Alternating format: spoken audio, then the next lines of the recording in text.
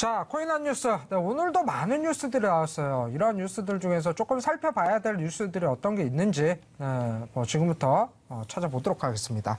첫 번째 뉴스죠. 블록체인 협회에서 제재 수단 없는 자유 규제를 발표를 했다. 탈퇴하면 그때는 어떻게 되느냐? 이런 뉴스가 나왔고요.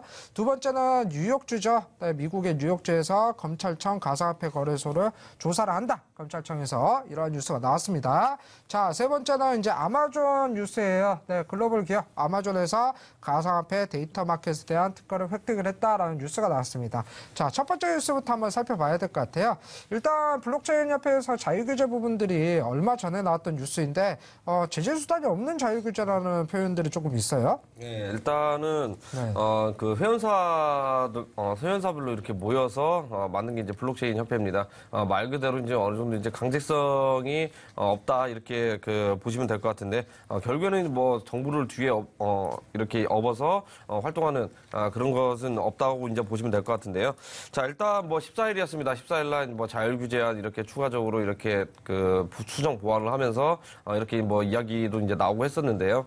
결국에는 이런 부분도 자율규제를 한다고 해서 거래소에서는요 이런 의무적 또는 강제적으로 이런 부분도 이행할 필요가 없다 이렇게 이제 보시면 될 것 같습니다. 아무래도 이제 뭐 사법권이라든지 이런 부분들이 이제 없다 보니까 아무래도 거래소 쪽에서는 뭐 자율규제대로 이제 하기는 하겠지만 거의 안 지켜도 되는 이렇게 이제 보시면 될 것 같은데요. 자, 일단 앞서서 14개 회원사들을 상대로 이제 자율규제 점검을 일시적으로 했었는데요. 그 후에 이제 뭐 이렇게 신규 거래소 오픈을 했다든지 활동을 하고 있는 9개 거래소에 대해서는 뭐 추가적으로 이렇게 또 한다고 합니다. 뭐 할지 안 할지는 뭐 이제 믿거나 말거나 하겠지만요.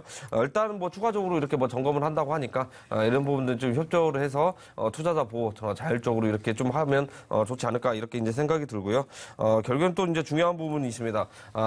지금 현재 거래소에서는 신규 투자자죠. 원화입금이 안 되다 보니까 자체적으로 이렇게 신규 상장 코인을 이렇게 상장을 시켜가지고 다른 거래소에 이렇게 퍼져 있는 투자자들을 한 곳에 모으는 그런 전략을 이렇게 구사를 하고 있는데요. 뭐 업비트, 빗성, 그다음 코인원, 이렇게 양대 4대 이제 거래소에서 이제 상장을 지금 하고 있는 상태입니다. 그렇기 때문에 서로 기존에 있는 투자자들 서로 이렇게 이제 빼앗기 위한 그런 전략이라고 보시면 될 것 같고요. 앞으로는 이런 신규 상장 코인을 좀 이렇게 자제해달라 이렇게 좀 블록체인 협회에서도 이제 요청을 했는데요. 만약에 이게 없다 그러면 물론 이제 손실을 보는 사람들 투자자들도 있고요.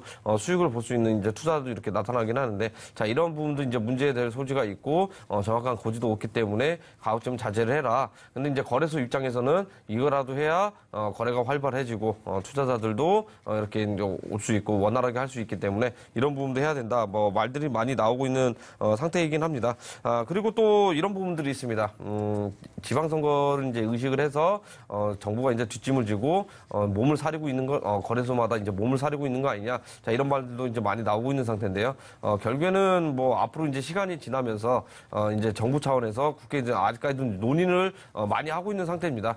또는 이제 토론회도 이제 하고 있는 상태이기 때문에 앞으로 이제 뭐 구체적으로 다음 달 시간이 어느 정도 지나면 가이드라인이나 규제가 적절히 나오지 않을까 이렇게 생각을 합니다. 네, 그래 일단은 뭐 이러한 부분들 자유규제, 제재가 없는 자유규제라도 어느 정도 규제 부분들을 좀 잡고 있지 않을까 이렇게 보셔야 될 것 같고요. 시장 생태계에 대한 부분들이기 때문에 이러한 부분들이 어떤 방향으로 흘러갈지는 계속적으로 살펴봐야 될 것 같습니다. 네, 첫 번째 뉴스 여기에서 마무리를 하겠고요. 두 번째 뉴스 한번 살펴보도록 할게요. 일단 미국 뉴욕주 검찰청에서 가상화폐 거래소를 조사한다라는 뉴스가 나왔어요. 또 이 부분들이 악재로 작용하지 않을까 하는 걱정이 드는 게 사실이거든요. 자, 이런 부분들이 사실 뭐 오전까지만 해도 좀 약간 안 좋게 이렇게 퍼뜨려가지고 네. 뭐 시장이 어느 정도 좀 조정이 나왔다 이렇게 보시면 될 것 같은데요. 네. 다른 쪽으로 생각을 해보면요. 원래 이렇게 해야 되는 게 맞고 시장에는 긍정적으로 바라보고 호재인 건 맞습니다. 왜냐하면 지금 현재 거래소마다 그 거래소의 가장 큰 문제점이 이제 뭐가 있습니까?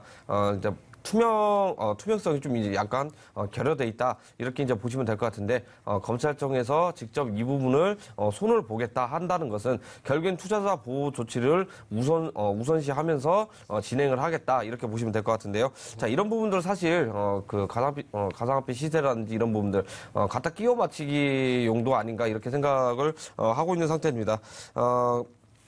자, 일단은 가장 중요한 부분들이 있습니다. 우리가 가장 크게 이제 문제시되는 부분들이 있었죠. 각 신규 상장 코인을 뭐 예를 든다면 특히나 이제 내부자 거래. 자, 이게 이제 가장 큰 문제가 되는데 주식에서 치면은요. 자, 내부자 거래는 상장 폐지 요인이라든지 구속 수사까지도 할 수 있는 엄청난 큰 사안이다 이렇게 보시면 될 것 같고요. 당연한 것은 이제 검찰청에서 이렇게 조사를 하겠다 말 나온 것은 중요하다 이렇게 보시면 될 것 같고요. 그 다음에 항상 신규 코인 상장을 하게 되면 비이상적으로 엄청나게 상승세가 이렇게 나옵니다. 왜 상장을 했는데 결국에는 뭐 국제 글로벌 그 거래소에 상장돼 있는 코인 평균값을 맞추면 되는데 왜 이상적인 이렇게 그 이상 폭등이 나오냐 이런 부분들도 집중적으로 뭐 점검을 한다고 하고요. 일단 중요한 것은 코인베이스라든지 또는 제미니 그다음 뭐 비트플라이어든 상위 이렇게 13개 거래소를 위주로 이렇게 한다고 합니다.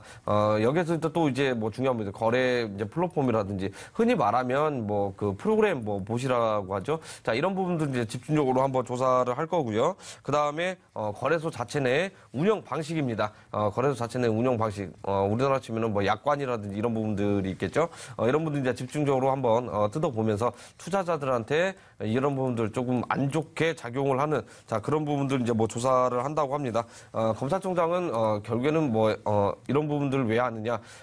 가상화폐가 너무 심하게 이제 변동성이 많고요, 변동성이 심하고 그다음 이제 불안정성 이런 부분들 그 다음에 고위험성이다 보니까 이런 측면에서 결국에는 이제 투자자 보호를 먼저 이렇게 그 조치하기 위해서 우리가 그 검토를 할 것이다. 그 다음에 해킹도 있을 수 있겠고요.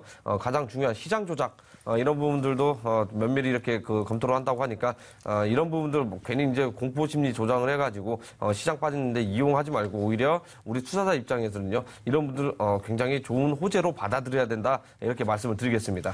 네, 그래요.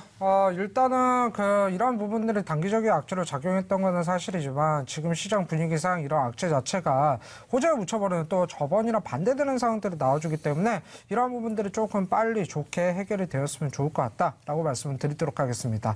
자, 두 번째 뉴스 여기서 마무리하겠고요. 세 번째 뉴스 한번 살펴봐야 될 것 같죠. 아마존이 이제 가상화폐 데이터 마켓에 대한 특허를 획득했다 이랬었는데 글로벌 기업이 본격적으로 이제 가상화폐 시장에 뭐 발을 들이는 거 아니냐 이런 표현들이 있어요.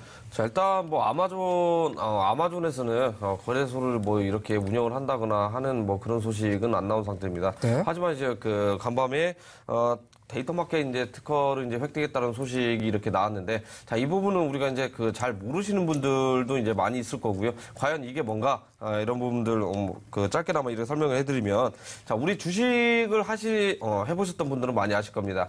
주식 해보신 분들, 뭐 종목마다 항상 뭐 외국인 투자를 얼마 했는지, 기관이 투자를 얼마 했는지, 개인은 또 얼마 했는지, 자, 이런 부분들을, 거래 내역이라든지 명세, 이런 분들 알 수 있게끔 만들어 놓은 것을, 아마존에서 데이터 이렇게 마켓 특허를 이제 획득을 했는데요. 일단 뭐 투자자들 개인 투자자가 굉장히 많이 있는 상태입니다. 그렇기 때문에 이게 과연 누가 샀느냐?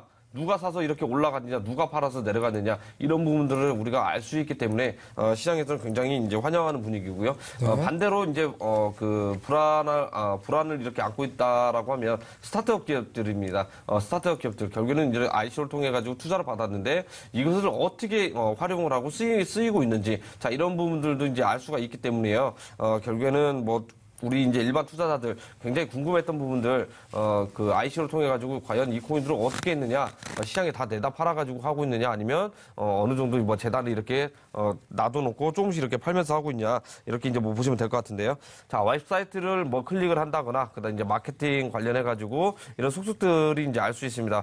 그렇기 때문에 뭐 중요한 이렇게 특허다, 중요한 시스템이다 이렇게 보시면 될 것 같은데요. 뭐 단점이 있습니다.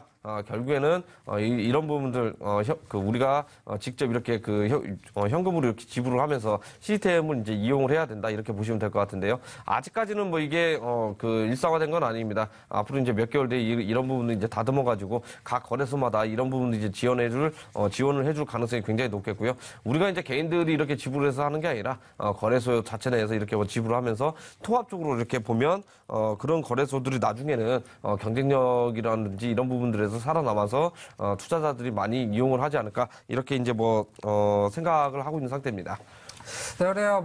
일단 그 글로벌 기업들의 속속들이 이 시장에 진출을 하게 된다면 이 시장 자체 경쟁력도 살아날 것이고 그만큼 재투자도 나오지 않을까 이렇게 보고 있기 때문에 이러한 현상들은 좀 좋은 현상이지 않을까 이렇게 말씀을 드려야 될 것 같아요.